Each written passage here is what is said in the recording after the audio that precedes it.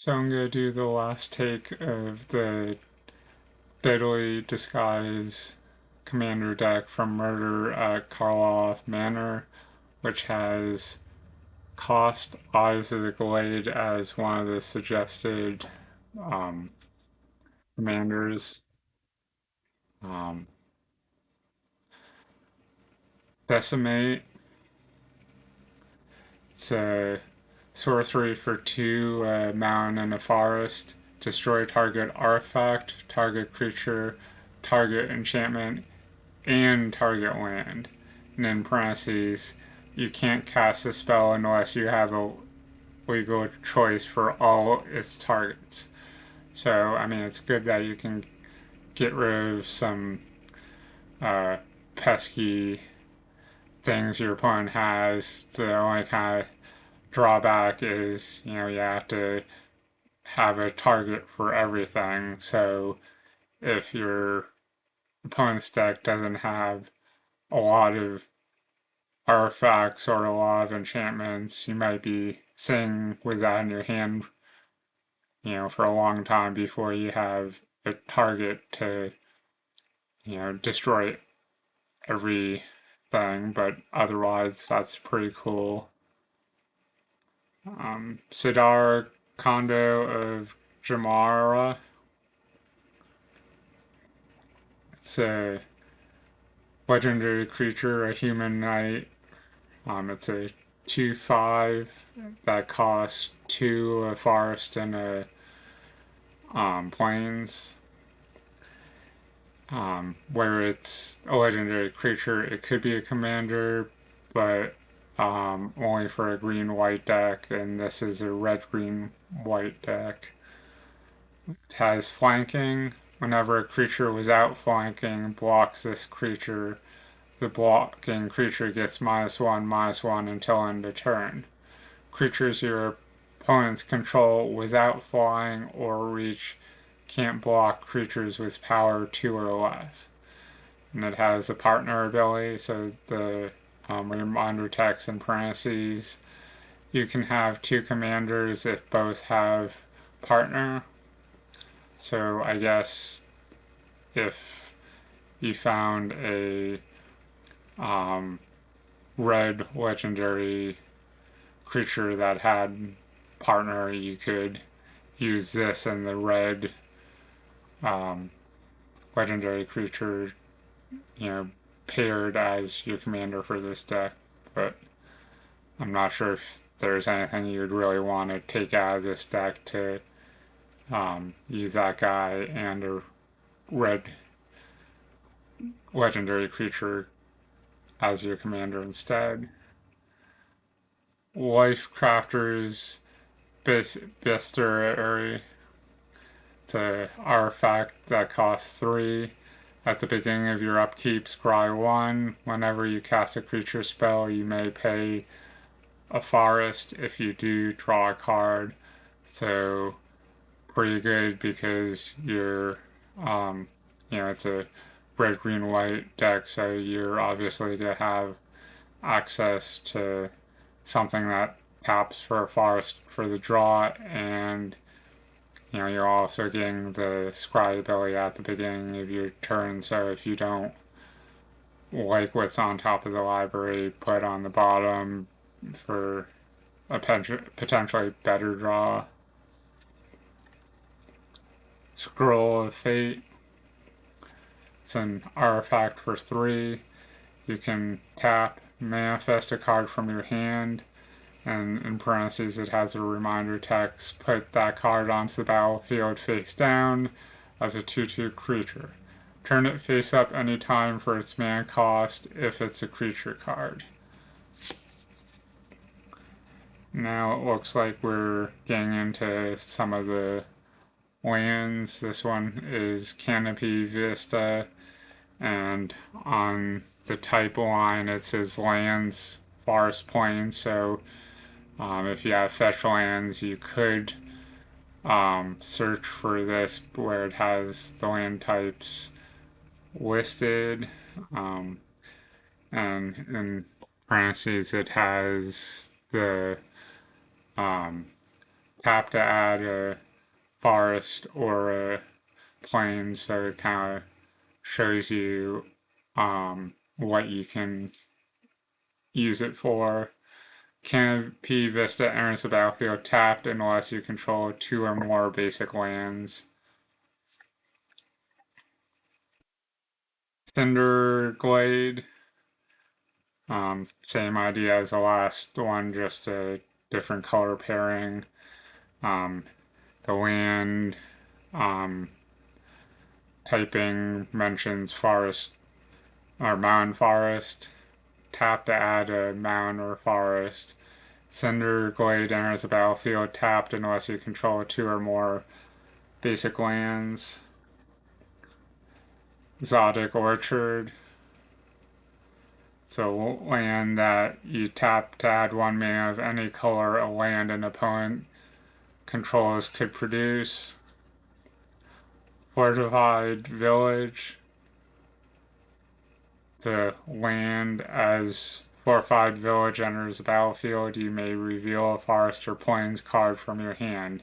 If you don't, Fortified Village enters the battlefield tapped, so kind of a dual land that has the potential to enter untapped.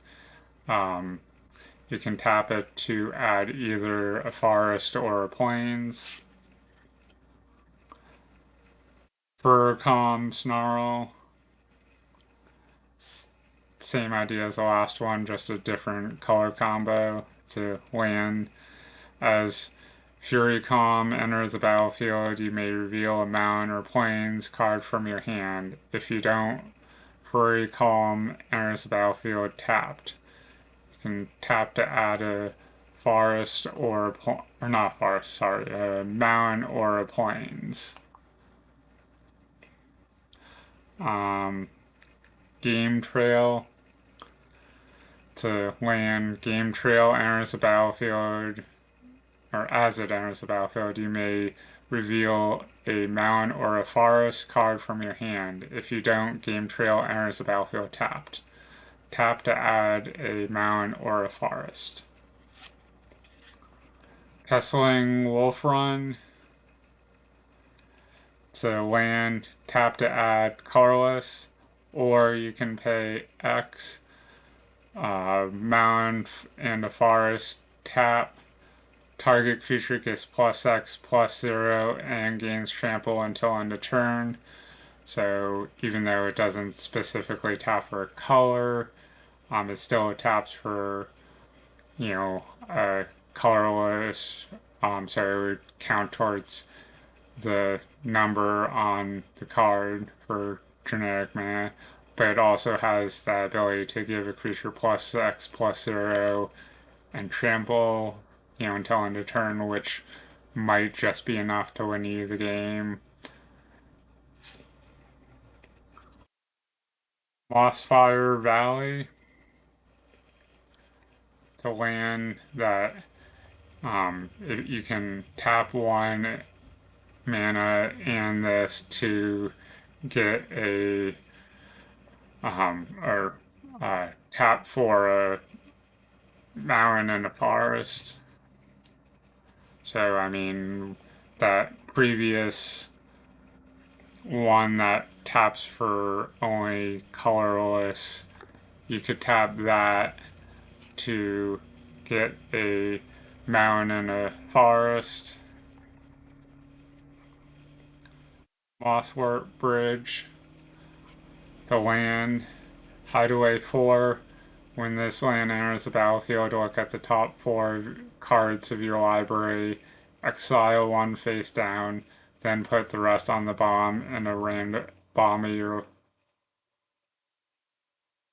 Well, it doesn't specify library here, but it's put the rest on the bottom in a random order, so presumably the bottom of your library. Mosswood Bridge enters the battlefield tapped. You can tap to add one forest, or you can tap a forest in this. You may play the exile card without paying its mana cost if creatures you control have a total power of 10 or greater. So kind of cool because with the highway ability, you have the ability to basically play a card from the top of your library for free at some point. Scattered Groves, it's a land, and in the land typing, it says Forest Plains, so again, one of those lands that you could use a fetch land to search for. It taps for a forest or a plains. Scatter Groves enters the battlefield tapped, and it has cycling 2. The reminder text, tap 2 mana. Discard this card to draw a card. Sheltered Thicket. So this looks like the same idea, just a different color combo. The land type, mountain forest. So again, it's fetchable. There's a fetch land. Tap to add a mountain or a forest. Sheltered Thicket enters the battlefield tapped. It has cycling 2, so you tap 2 mana, discard this card to draw a card. Shrine of the Forsaken Gods. It's another land. It taps for a colorless, or you can tap for 2 colorless, spend this mana only to cast colorless spells. Activate only if you control 7 or more lands. So, reminds me of, I think it's Temple of the False Gods that taps for 2, but only if you have like 5 or more lands. In this case, it's 7 or more lands, but you have the ability to tap for 1 up until then, where Temple of the False Gods does not. Sungrass Prairie. It's a land that you can tap 1 and tap this for a forest and a plains. Temple of Abandon. The land Temple of Abandon enters battlefield tapped. When Temple of Abandon enters the battlefield, scry 1. Tap to add a mountain or a forest. So I sort of like the temple lands, which I sometimes refer to as scry lands, because not only are you getting a dual land, you're also looking at the top card of your library to decide if you want to keep it there or put it at the bottom. So kind of helpful for card advantage, I guess, if you're gonna draw something good, you know what's coming next. If it's something bad, you could put it at the bottom to avoid drawing it, or not necessarily bad, because you could replace a bad card with something better in your deck, but maybe not something that would be helpful in that moment. You could put it at the bottom. Temple of Plenty. It's a similar idea as the last one, just different color combo. Temple of Plenty enters the battlefield tapped. When Temple of Plenty enters the battlefield, scry 1. Tap to add a forest or a plains. And we have the last of the this series. It's a Temple of Triumph. Temple of Triumph enters the battlefield tapped. When Temple of Triumph enters the battlefield, scry 1. Tap to add a mound or a forest, or not forest, a mound or a plains. Path of Exile. It's an instant that costs just a point. Exile target creature or controller may search their library for a basic land, put that card onto the battlefield, tap, then shuffle. So cheap removal, and it's going to exile instead of the graveyard. The only downside to it is it's letting your opponent look for basic land and put on the battlefield, so kind of a drawback, but if the card's annoying enough, it's worth the trade. Enoch Survivalist. It's a 2/1 creature, a dog shaman for 1 in the forest. Has Megamorph, which the Megamorph cost is 1 in the forest. Reminder text, you may cast this card face down as a 2/2 creature for 3. Turn it face up anytime for its Megamorph cost and put a 1/1 counter on it. When Enoch Survivalist is turned face up, destroy target artifact or enchantment an opponent controls. Broodhatch Nantico. It's a 1/1 creature, an insect druid for 1 in the forest. Whenever Broodhatch Nantico is dealt damage, you may create that many 1/1 green insect tokens. Has a morph cost of 2 in the forest. The reminder text, you may cast this card face down as a 2/2 creature for 3. Turn it face up anytime for its morph cost. I mean, the drawback to this guy, when it's going from a face down as a 2/2 creature to a face up, its power and toughness are getting cut in half to 1/1. But when it's dealt damage, you're creating however many 1/1 insect tokens, so I mean that's pretty good if you can give this guy buffs. He can get damage dealt to him, you can make some tokens and maybe have him survive a little bit longer. Nervous Gardener. It's a 2/2 creature Dryad for 1 in the forest. Disguise cost is a forest. You may cast this card face down for 3 as a 2/2 creature with War 2. Turn it face up anytime for its disguise cost. When Nervous Gardener is turned face up, search your library for a land card with a basic land type, reveal it, put it into your hand, then shuffle. So I mean that's pretty good that you can get a creature and when you're turning it face up, get search for a land. Nantuko Vigilante. It's a 3/2 creature, an insect druid mutant for 3 in a forest. Has a morph cost of 1 in a forest. You may cast this card face down as a 2/2 creature for 3.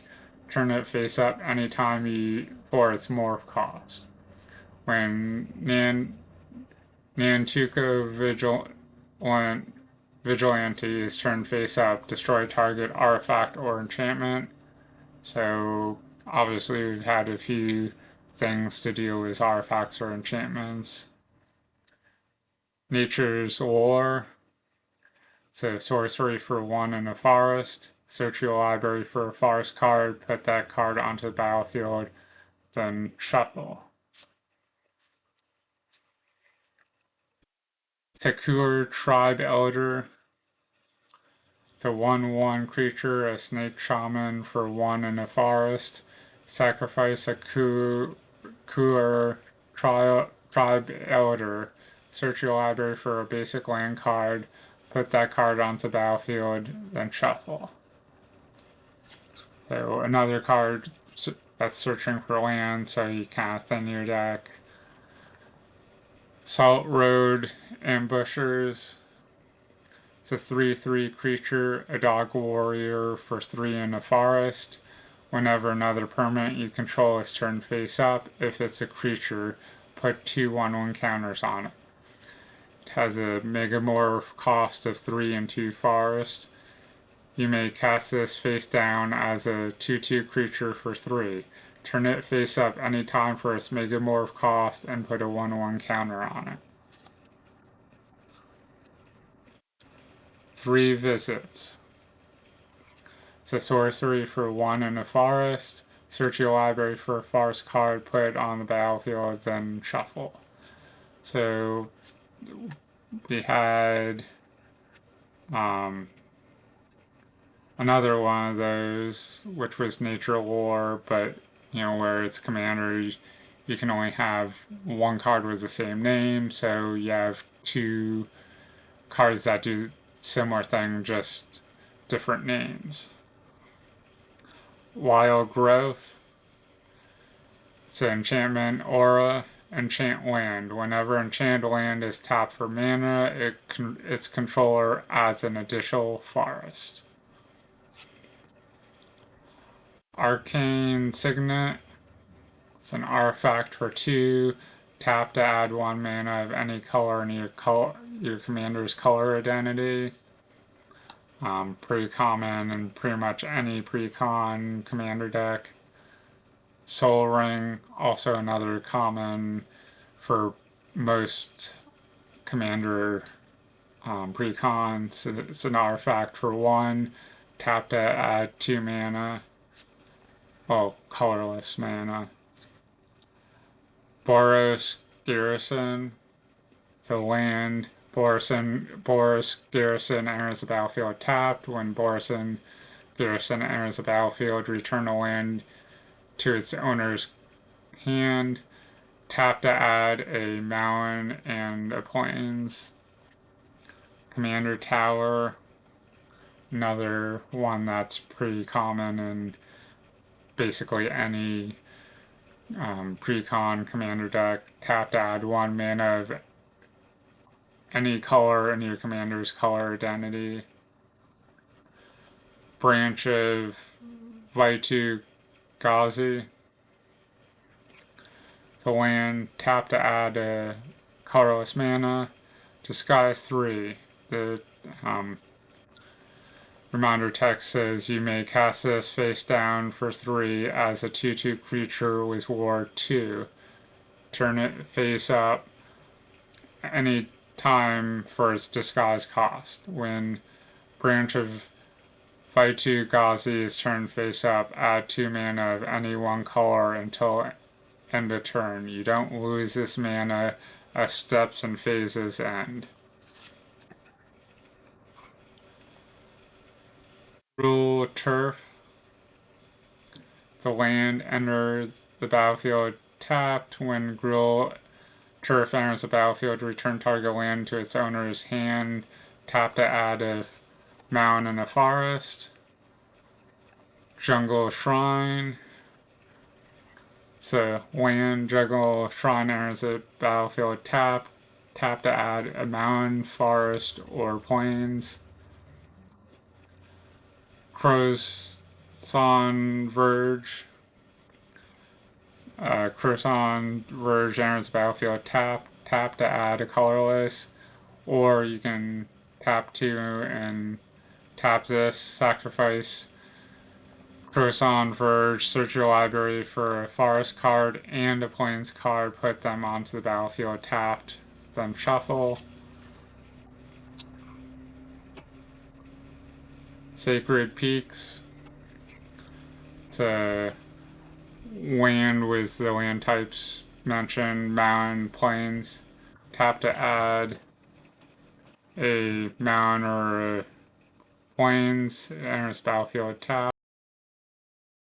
Selena Sanctuary. Selena Sanctuary enters the battlefield tapped. When Selena Sanctuary enters the battlefield, return target land you control to its owner's hand. Tap to add a forest and a plains. Temple of False Gods, so I feel like I was talking about this earlier. Tap to add 2 colorless, activate only if you control 5 or more lands. Zoetic Cavern. Tap to add a colorless. It has a morph 2 cost. You may cast this card face down as a 2/2 creature for 3. Turn it face up anytime for its morph cost. Now we're to the basic lands. Two. So we have 4 basic planes or 3 basic mounds